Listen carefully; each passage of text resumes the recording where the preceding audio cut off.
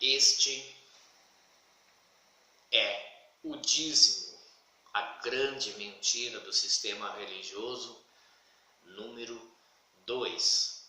Salienta-se que nem todo o sistema religioso aplica esta lei.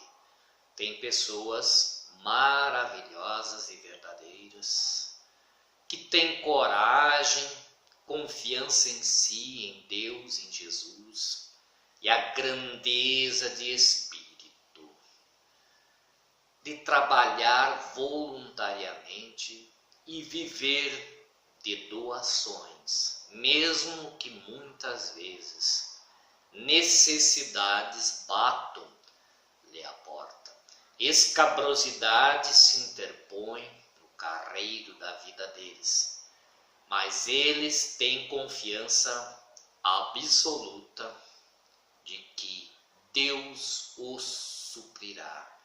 E se uma porta se fecha, duas haverão de se abrir, porque o evangelho verdadeiro, aquele com o sentido messiânico de Jesus, necessariamente deve de continuar a levar as boas novas para todas as almas humanas. A batalha pela cristandade, que é citado lá no passado, entre a ortodoxia e os segmentos agnósticos e alguns outros segmentos que se instaurou lá no início do cristianismo, um historiador fala que era a grande batalha pela alma da cristandade. Eu afirmo e convicto que era uma batalha pelo bolso da cristandade, pelas moedas, pelas posses da cristandade, pelo lado físico, matéria, o qual não seguirá junto conosco para a vida além desta vida. Embora eles vendam a salvação, de que ela depende exclusivamente desse investimento financeiro, como que Deus fosse um grande objeto de barganha, como que Deus fosse uma moeda de troca. Eles usam o nome de Deus em vão, se valendo de um édito, o qual nada em nada tem a ver conosco. O dízimo é um acordo de Hebreus. Foi firmado lá em época muito passada, quando surgiu as 12 tribos de Israel.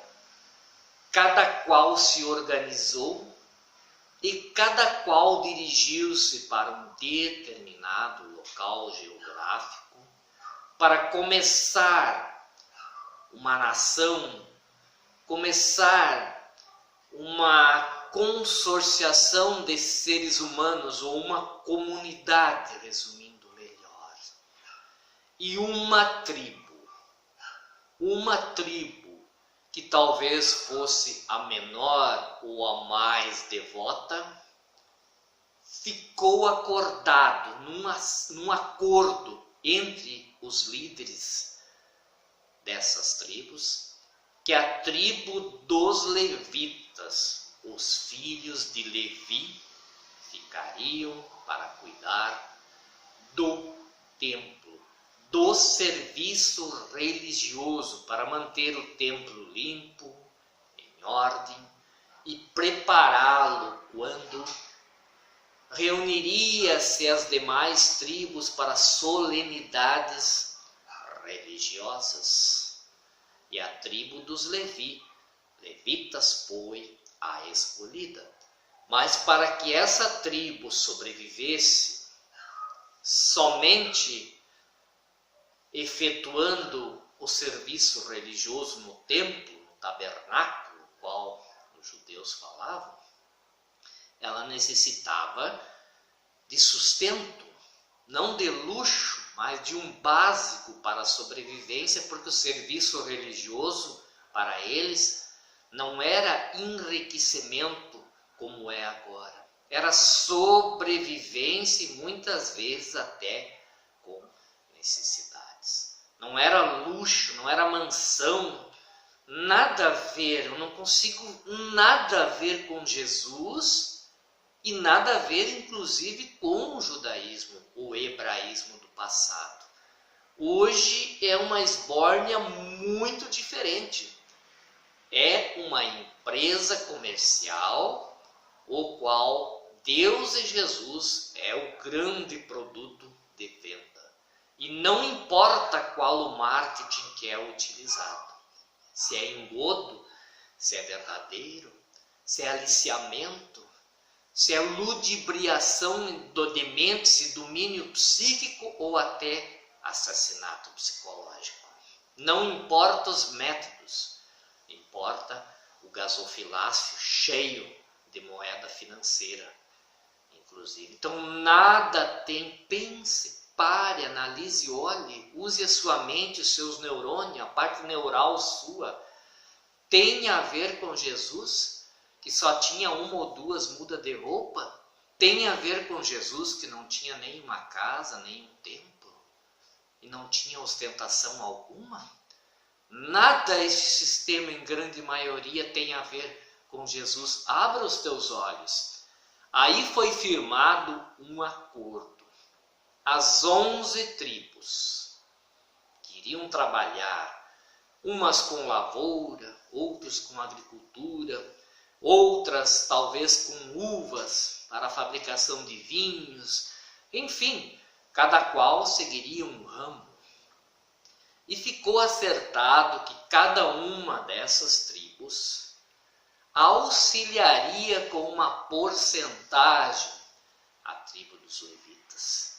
E se não me falha a memória, seria de 3 em 3 anos. Ou, se fosse anual, não teria problema algum. Nesse acórdão de tribos, ficou acertado que a contribuição para a tribo dos levitas não seria necessariamente em moeda financeira que já existia na época, mas sim em alimentos, para a sobrevivência, apenas para a sobrevivência da tribo, e não para a ostentação. E por serem 11 tribos, daria 110%, foi incutido uma responsabilidade ainda em cima da tribo dos levitas, de que eles deveriam de ajudar as viúvas, os órfãos e os estrangeiros. É o que eu falei, estive nu e não me vestisse, mas eles teriam que vestir, dar de comer a quem tinha fome e dar de beber a quem tinha sede. Compartilhar daquele alimento com os verdadeiramente necessitados. E o Deus deles, o Deus que eles criaram, o que eles cultuavam, que é e que era o Senhor Jeová, que o cultuavam mesmo antes de chegar em Canaã, quando residiam lá pela Mesopotâmia, pela Suméria, porque esse povo tem origem em outros lugares, em outro lugar, o qual eles se criaram na era pós-delúvio, que será assunto para um próximo vídeo. E aí Jeová fica contente e diz assim: e eu repreenderei o devorador, para que todos aqueles que estão contribuindo com a minha casa, com o meu ministério, com o meu tabernáculo, o meu templo, eu repreenderei o devorador. O que era o devorador, que infelizmente é usado hoje para amedrontar as pessoas, como que se você não dar o dízimo, um demônio vai devorar, vai te prejudicar a você e a tua família. O devorador eram as nuvens de gafanhoto que muito costumeiramente devoravam as plantações da época. E o Jeová repreenderia esses devoradores para que não comessem a colheita dos dizimistas e tivesse grãos em abundância no celeiro de todos os dizimistas. para dar para o templo e o templo ainda compartilhar para com os necessitados. E Jeová também fala: e abrirei as janelas do céu. Abrirei as janelas do céu é usado hoje. Para quem é dizimista, Deus abre a janela do céu para abençoar.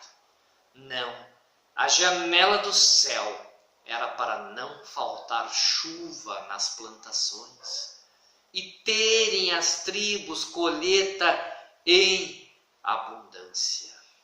Para não faltar chuva. E é mal interpretado, é sorrateiramente usado, ardilosamente usado para dominar psiquicamente as pessoas, infelizmente, nos dias de hoje. Com todo o avanço tecnológico que nós dispunhamos ou disposemos, para nós, ou temos. E diga-se e afirma-se de que o dízimo da época, esse é o dízimo dos hebreus. Em momento algum foi dito que esse dízimo era universal, era de um povo localizado, de um acordo entre povos, mas jamais nem Jeová, nem sumo sacerdote algum falou ou afirmou que era universal para o mundo inteiro, era localizado. E quem dava o dízimo apenas eram agricultores e pecuaristas, produtores, ferreiros, carpinteiros, marceneiros, eram dispensados do dízimo. Obstante, diferente de hoje, que uma organização religiosa, muitas vezes rica e poderosa, tem a cara de pau,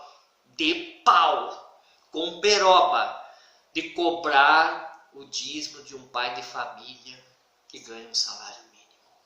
Está tirando, em vez de dar o alimento a quem está com fome, ele está tirando o alimento de quem está com fome, pegando até vale de passagem, ticket de refeição.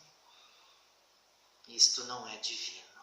Ele está tirando o alimento das crianças, sendo que na época as pessoas que não eram agricultores e pecuaristas eram isentos. E quando o dirigente lunático, esquizofrênico e mentiroso fala que estavam roubando a Deus na época, e ele usa isso para quem não dá o dízimo, rouba a Deus, era que alguns sacerdotes desavisados estavam desviando o alimento, não estavam dando o devido fim para os necessitados, para as viúvas e para os órfãos. Aí o Jeová fala que estavam roubando a ele, porque não estavam dando para os necessitados. Então, se você dá o dízimo para uma organização rica e poderosa mais do que você está roubando a Deus, porque você não está dando para um necessitado. Você está dando para um abastado que está te enganando, dizendo que é para Deus. Mas Deus não precisa de moeda. Eu até depositaria o meu dízimo, desde que uma organização eclesiástica me mande o número da conta e o banco, o qual Deus e Jesus trabalham. Aí eu farei com prazer este depósito. O dízimo não é divino. Até o ano de 785, as organizações viviam apenas de doações espontâneas. Mas, porém, o imperador franco Carlos Magno assina o edito que a partir de hoje as organizações eclesiásticas estão autorizadas a cobrar este imposto. Então este imposto não é divino, esse imposto é do Deus franco Carlos Magno, qual instituiu, não foi Deus. Teremos a continuação ainda do número 3, para este assunto.